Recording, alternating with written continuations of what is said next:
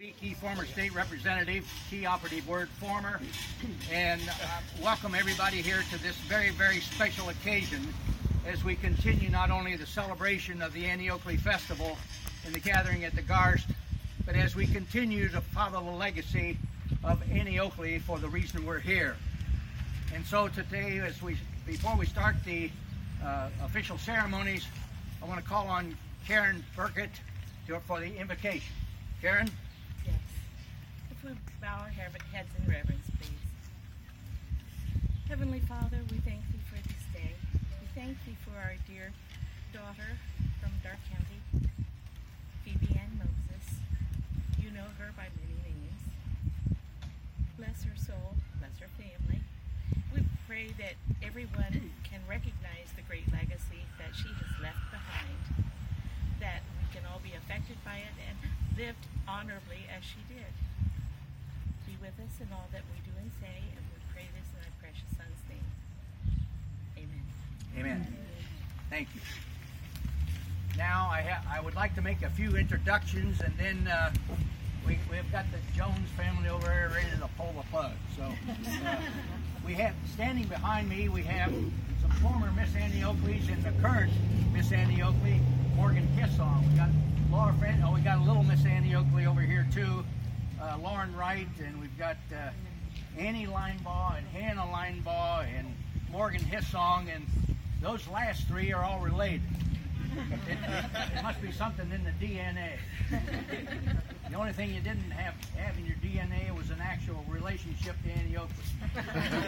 That's okay. You went on with it. So, and we have obviously I want to thank the Daughters of the American Revolution for being behind this very auspicious occasion, and for all of your support.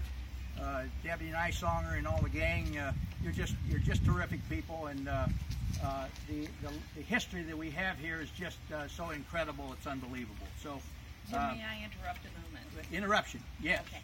You can do anything you want. Well, this will be very short and sweet. I was in the first Miss Annie Oakley contest in 1966. I was representing the Chamber of Commerce at the time. I was married. Had I won, what a precedent that might have set. But anyway, my boss said, you will represent the chamber, and so I did. It was a lot of fun, and it's been so much fun attending Annie Oakley celebrations these following years and seeing all these lovely young ladies that have represented Miss Annie Oakley in all these years. Thank you. Continue. Give her a hand. She started all this. All right, now we want to focus. Karen right behind you, and the Jones family is here now. This of course is the final residence of Annie Oakley, and we are so appreciative of the efforts of the Jones family. So at this time, Mike Jones sitting out there, and Sherry and the family are going to pull the plug here, or not the plug, they're going to pull the tarp off. So we have the official dedication of the Zemer Broderick boarding house. Come on. Here. Hold on a minute. Hold on a minute. We got the press here. Press your pants while you, or no. All right, ready guys? All right, pull it here. Annie Oakley, last resident. Thank you. Wonderful.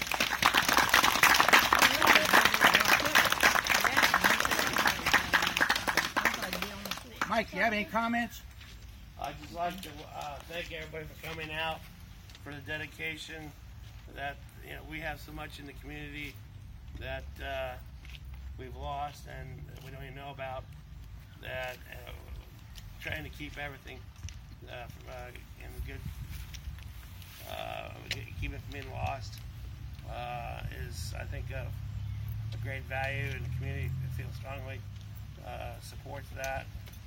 And I know that I've been involved with a lot of people in the community, including Jim, who wants to strive to keep all our histories, including the St. Clair, which was right across the street.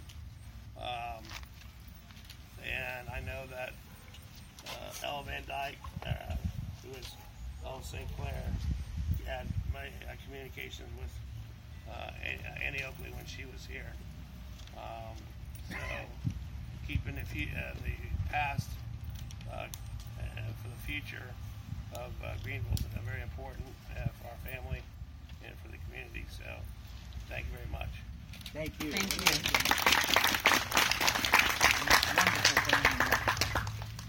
Now I want to call up the chairman of the Annie Oakley Foundation, a young lady who's not a native of here, but she's been here 40 years, and I think if she stays another 10, we'll consider making her permanent. Eileen Litchfield is one of those people who gives of her time and her talent and her resources to this wonderful community of ours. And so, Eileen, as chairman of the foundation, Thank you, Jim. the dais is yours. Good morning, and what a gorgeous day. And I apologize for representing another famous product from Darke County this morning, but I just left the store where I'll be going back to.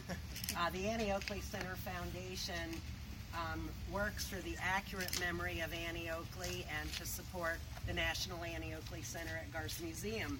And we just really want to commend Mike and Sherry Jones and their family on yet another wonderful historic home renovation.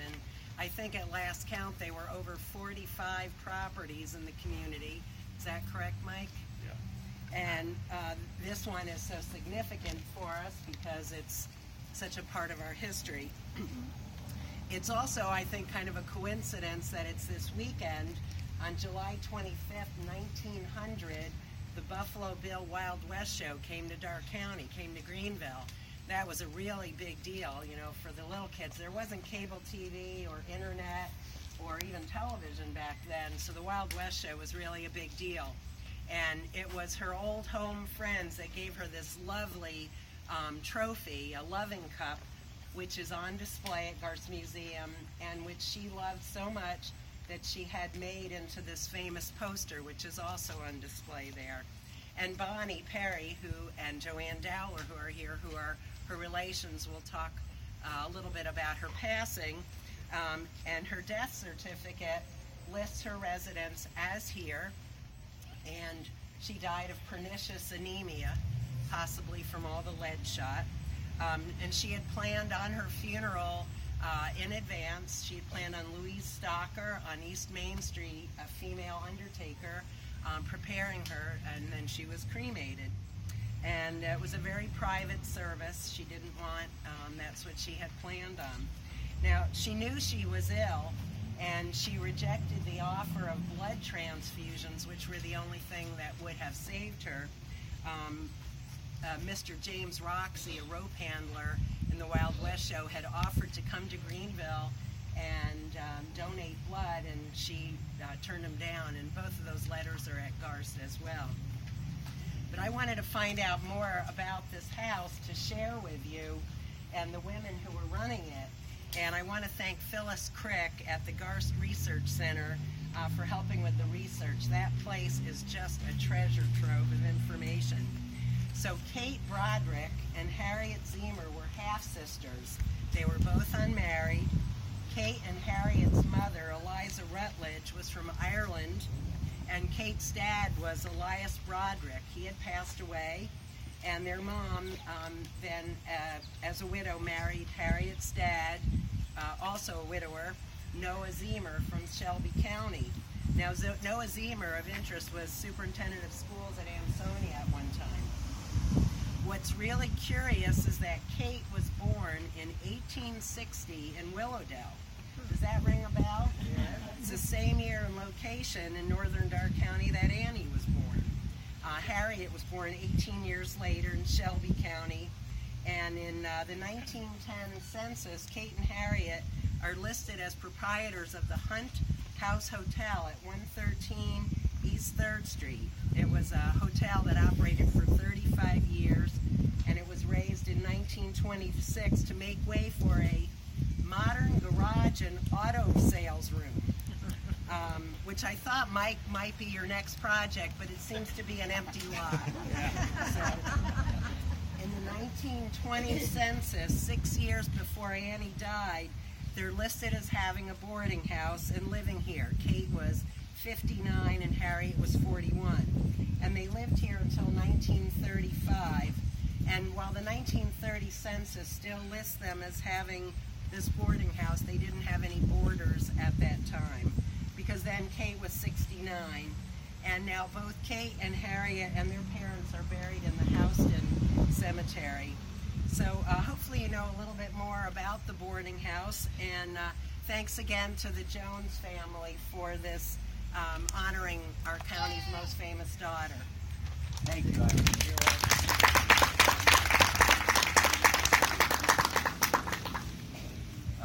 Eileen Litchfield is a walking history book.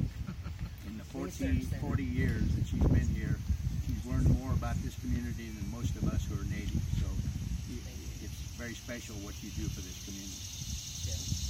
Now I want to call up the great grandniece of Annie Oakley, Bonnie Perry, who's got some remarks for us. Bonnie, come on up here and lay it on us.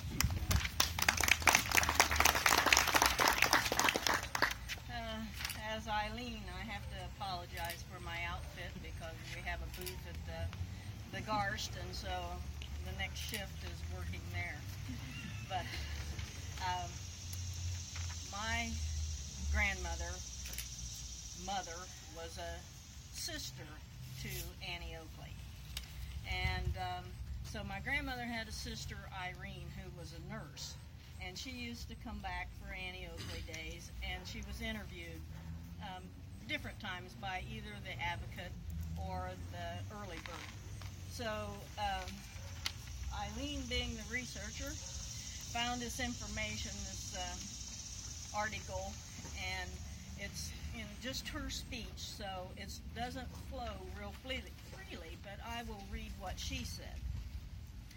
Neither of the Butlers was well, and they knew their time was fast fleeting by them. Annie elected to go to Greenville and into Dark County, where she could be near her physician, Dr. Houston. Frank went on ahead to board a train, but became ill en route and collapsed. Now, Joanne and I were just talking, and we think that she might have been living with our grandparents up where the Versailles winery is at that time, because she stayed with them. So, in a pocket, this is talking about Frank, was found a slip of paper bearing the name and address of Fern Swartout in Michigan. Fern, a niece, was later to write Missy, the life and times of Annie Oakley, and historical biography of Annie Oakley. A telephone call was placed to Fern, and Fern had Frank moved to her house, where his health still declined rapidly with the passing of the days. Meanwhile, at 11 p.m. on Wednesday night, November 3rd, 1926, with a last sigh and after loving care and nursing administered by Irene and her mother, the great Annie Oakley died in an upstairs bedroom from the Zemer Broderick rooming house at 227 East 3rd Street in Greenville. They dressed her in an orchid outfit, one which she loved. A brief and very private service was held. She wasn't put into a casket.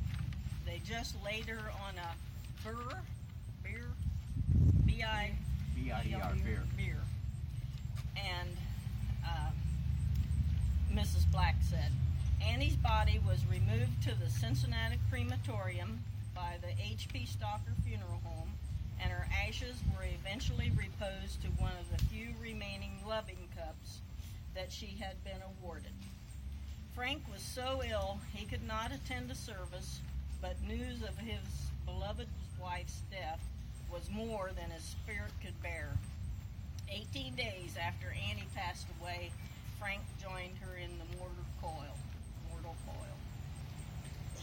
So it was a quick end when they decided to go. And so on behalf, and this is my sister Joanne Dowler, and my grandson Esai, and that's who represents the family here today. And on behalf of the family, we would sure like to thank Mike Jones and Sherry Jones family for their contribution to helping keep Annie's memory alive. Thank you. Thank you. I couldn't help but get a kick out of you ladies apologizing for your attire. I never have to apologize for my attire. I have to apologize for my behavior. The fact of the matter is that Annie Oakley has given us a legacy that is typical today of the people we are in Darke County. And out of necessity, this young lady at the age of 8 had to provide for her family. And she did. She stepped forward, and she was so talented that she took that talent to great fame and fortune. But along the way, she never forgot her roots. Here. And after she was so successful, and after she did such things, here's some things that Annie Oakley did that 99% of the people don't know. She taught probably 15,000 women how to shoot a gun. She offered to President William McKinley to put together a 50-woman sharpshooting team to fight in the Spanish-American War. He didn't accept it. He should have. It would have gone faster. She led the way to, by example, teach women about independence and education, the importance of it. After she became very wealthy, she and Frank Butler spent most of their fortune giving to charity. Orphans mostly. By example, she led. And what she has given us is something that today I am so thankful to Mike and Sherry and the Jones family for stepping forward to continue to do that which is necessary for us to teach future generations the importance and the significance of Annie Oakley. That's what we're about. And as behind me, the former Miss Annie Oakleys and the current Miss Annie Oakley, and you young ladies that are out here today, and oh, by the way, the influence that she had on women was just as equally important, the influence on men, because it's the women who influenced the men. So what I'm here to tell you is she had a tremendous impact on every one of us. So as we finalize this important day, let us resolve that we continue to learn more about this very special daughter of our so blessed community, so that all future generations will know what it's like to be Americans. Debbie, take over.